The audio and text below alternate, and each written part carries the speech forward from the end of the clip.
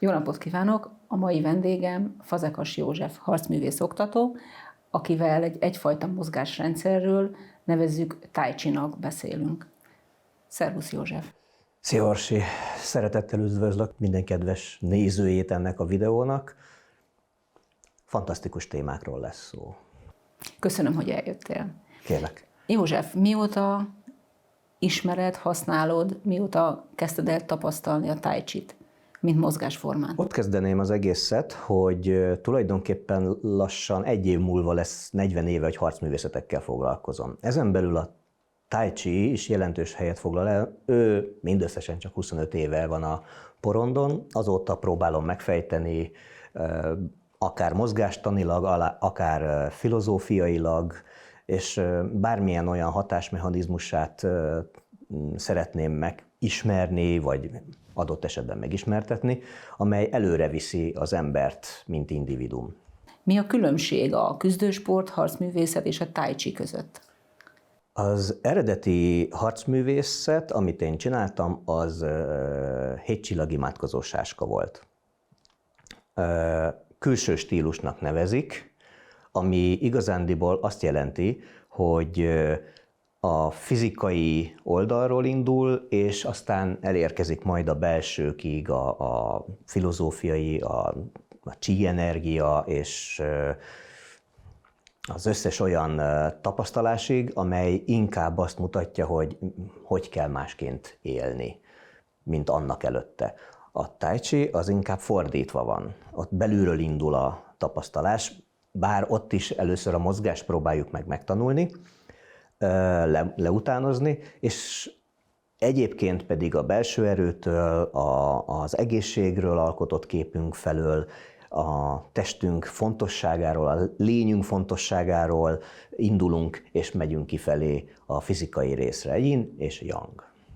Amikor lemegy hozzád valaki első órára, és akkor azt mondja, hogy nekem miért kell lassan csinálni ezeket a mozdulatokat, akkor arra mi a helyes válasz ilyenkor? Tai Chi-ban lelassítjuk az időt, lelassítjuk az életfunkcióinkat, és kilépünk a mindennapi életünkből. Azért lassítjuk le, mert ez egy betáplálása a mozgásnak az idegrendszeren keresztül a megfelelő mozgásközpontokba, hogy ezt megtanuljuk, illetve majdan, amikor már olyan szinten vagyunk, akkor Tai Chi mozgássá tudjuk alakítani. Majd erre még kitérünk, hogy mi ez a Tai Chi mozgás és mi ez a Tai Chi állapot, de igazándiból a lassú mozgásnál hangsúlyozottabban előjönnek azok az esetlegesen fals mozzanatok, mozdulatok, testtartás, lélegzet, fejtartás, bármilyen tartás, amelyek egyébként nem. A gyors mozgás az elfedi előlünk a valós testtartásunkat, a valós állapotunkat. Igen, ezt én is így gondolom, hisz nekem is, mikor jönnek hozzám a betegek különféle fájdalmakkal, akkor én is mindig azzal kezdem, hogy le kell lassítani a légzéstempót, az idegrendszert, és utána pedig lassan kell felépíteni az új mozgást, hogy ez megszokássá váljék. Igen, ez valóban így van. A Tai Chi gyakorló az tulajdonképpen egy teljesen új mozgás formációt épít ki saját magában, amelyet nem csak laboratóriumi körülmények között az edzőteremben tud megvalósítani, hanem a mindennapi élet folytán, ahogy megy az utcán, ahogy vezeti az autóját, ahogy kommunikál az emberekkel, tulajdonképpen az egész lényét át kell, hogy járja ez a fajta attitűd. Ez az attitűd, ez egy ilyen nyugalmi rendszer, nem ráerőltetése, csak megszokása, átírása az idegrendszerben, nem? Átírás, finom, könnyed módon. Az erőltetése ennek az úgynevezett nyugalmi érzésnek az feszültséget hozhat. És mi a tapasztalat, hogy az első átíródások, az körülbelül mennyi? Mert mai világban minden anyagi oldalon megy, minden az van, hogy mondják meg nekem konkrétan, hogy mennyit kell csináljak ahhoz, hogy érezhessem azt, amit szeretnék érezni. Igen. Ahhoz, hogy valami és akkor legyünk konkrétak. És ezzel szembe megyek a saját dolgaimnak, mert hogy igyekszik az ember ezeket a válaszokat elódázni, hogy gyakorolj annyit, hogy legyen mit javítani. Az, hogy egy mozgás teljes mértékben átíródjon, az minimum 3 év, körülbelül 1000 napban határozzák meg egyesek, 3 év úgy, hogy a rosszat nem gyakoroltad egy pillanatot sem. Akkor én sokkal jobb fej vagyok ennél, mert én azt szoktam mondani, hogy 21-42 nap csak a légzésnek az megismerése, hogy valamit másképp kell lélegezni. Meg hogy ez a központi hasi kórizomzatnak a aktiválására én jó fej vagyok, mert én a 21-42 nap rendszeres gyakorlást szoktam javasolni.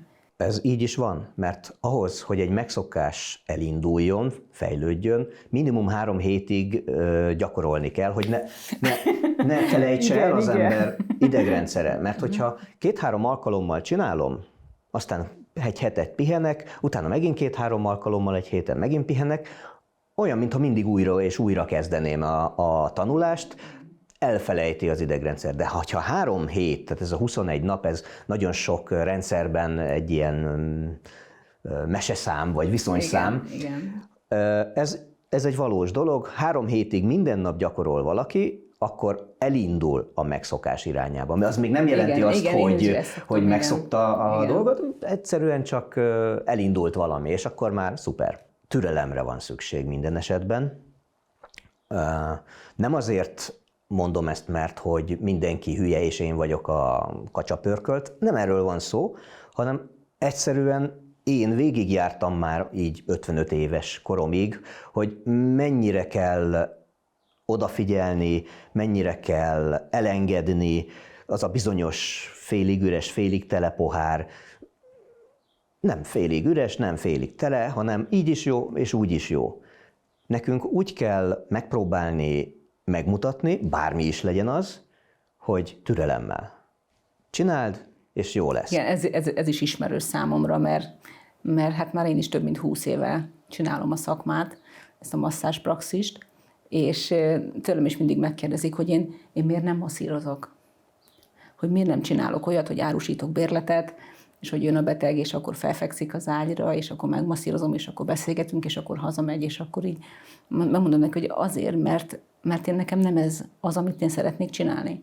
Tehát én, aki ide jön hozzám, neki minden esetben a okát szeretném megkeresni a fájdalmának, és azt pedig közös erővel tudjuk megszüntetni, hisz nem én rontottam el. Én csak az okot tudom segíteni, megtalálni, és neki kell helyrehozni azt, amit a mozgásrendszerben és egyéb dolgokban elhibázott. És képzeld el, hogy azt tudod, hogy nekem már van egy ilyen honlapom, meg logóm, meg marketingbe egy kicsit belehúztam régebben, és kérdezte tőlem a grafikusom, hogy milyen szlogent szeretnék a nevem mellé. Ezt nem fogom sose elfelejteni. És akkor mondtam neki, hogy de milyen szlogán, tehát hogy valami rövid legyen, és hatékony, és ütős, és akkor mindenki rá fel fog figyelni, hogy te mit csinálsz is egyáltalán. És akkor mondtam, hogy de nekem tök mindegy, hogy jön vagy nem, hát úgyis mindenki magának dolgozik. Negatívba is, meg pozitívba is. Hogyha akar vele foglalkozni, akkor meg tudja csinálni a problémáját, meg tudja oldani, ha nem, akkor nem. Tehát, hogy én nem tudok helyette mozogni. Én nem tudom megcsinálni azt, amit ő elhibázott. És mondok, ami legyen a szlogán, mondom, nekem mindegy, és önnek. És akkor mondta a grafikus, hogy hát ez így tök jó, de ez nem. És akkor ebből lett az, hogy az én hivatásom az önegészsége. És akkor mondtam, hogy végül is ez is le van fordítva. Ez szép, ez kedves szlogen, igen.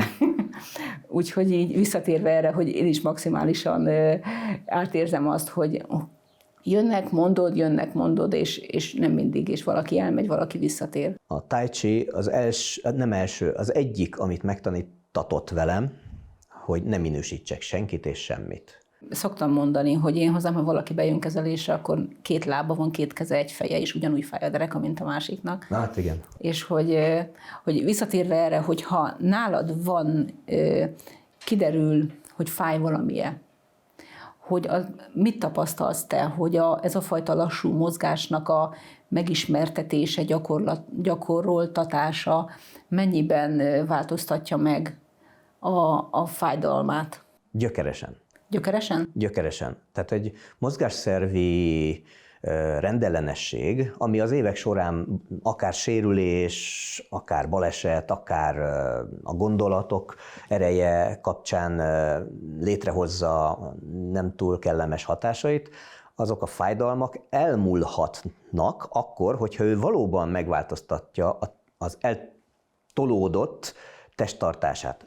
Medence, a nyak, a fej, a térdek. Nyilván először még azt tapasztaljuk, én tai chiban látom, hogy a térdek nem bírják. Bizony.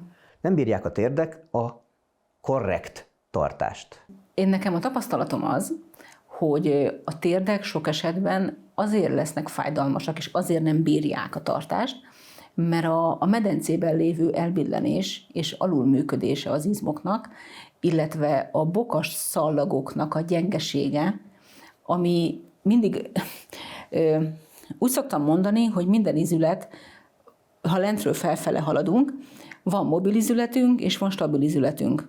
És akkor a boka az egy mobil izület, a térd az egy stabil izület, hisz alapból, ha az izmokat leszedjük róla, akkor csak előre-hátra tud mozogni, csak flexió, extenzió van. A bokaizületben viszont teljes rotáció.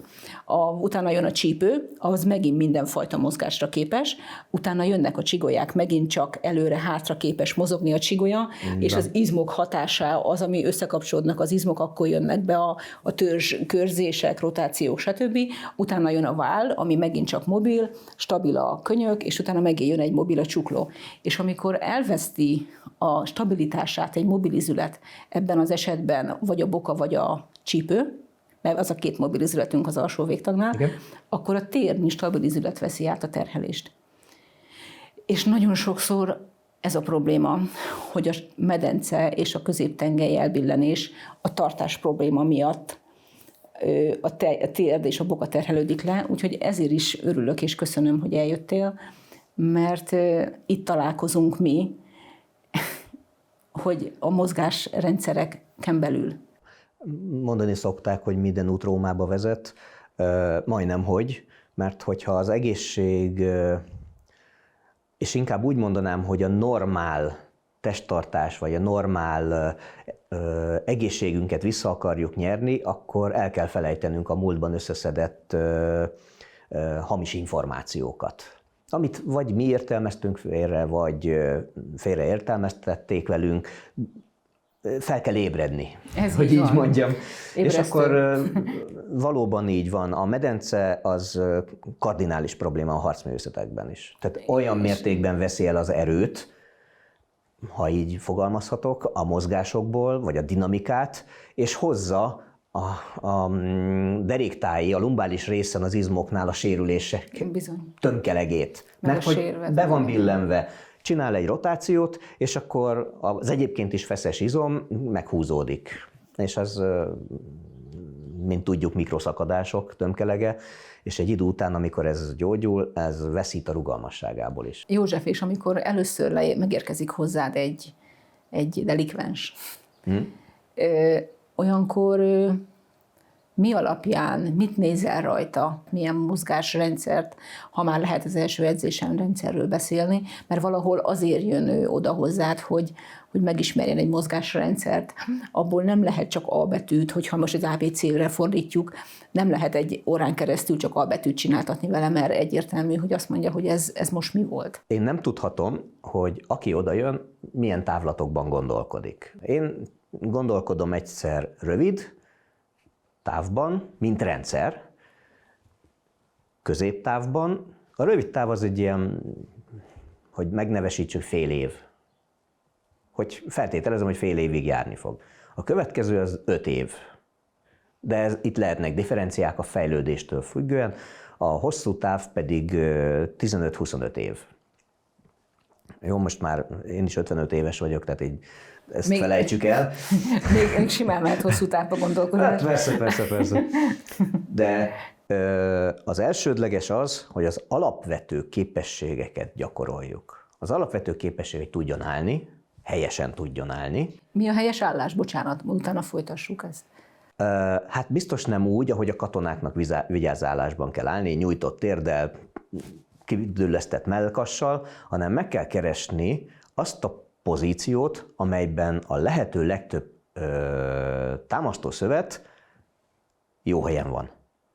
Az összes izom, aminek nem kell, ne feszüljön. Tehát ez most nem fog rögtön megtörténni, de hogy körülbelül megpróbáljuk beállítani. Tulajdonképpen, ha őszinte akarok lenni, egy darab mozgást nem csináltatnék senkivel, csak állni kellene, úgy, hogy nem találjuk meg, de hogy nagyjából abba az irányba vigyem a tartást, hogy meglegyen legalább egy tengely, amit meg tud ismerni, vagy legalábbis tud róla, hogy létezik, és ehhez képest beállítani úgy, hogy az a lehető legoptimálisabb legyen. A gyakorlás során hiába optimális a tartás, nem fogja tudni még elengedni az izmokat, azok még ugyanúgy feszülni fognak, lehet, hogy egy picit változik, és fél év távlatában lesz akkora rutinja, hogy tud róla, hogy rossz a tartás. Tehát így szoktam felépíteni.